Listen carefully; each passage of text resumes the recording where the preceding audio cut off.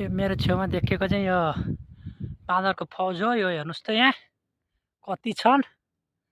मेरो चाहिँ काम भनेको यही हो, अहिले बाँदर हेर्ने भने यिनीहरूलाई दायाँमा जान नदिने, घरको छेउछाउतिर चराउने यताउता, अनि बेलुका लर खोरमा हुल्ने।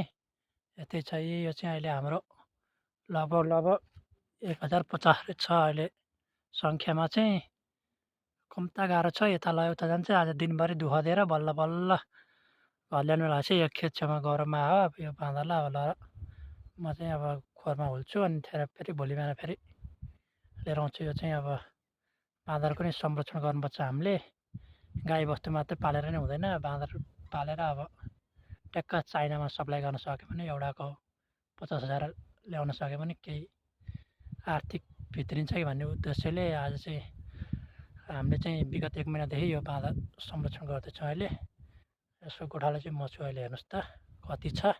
यो चाहिँ हाम्रो क्रिकेट खेल्ने चौर हो, खडसापे चौर भन्ने। यहाँ चाहिँ बाँदर अहिले घर जाने बेला भएर वनबाट आएर थक्लाएर आराम गरिरहेको छ। ल है त।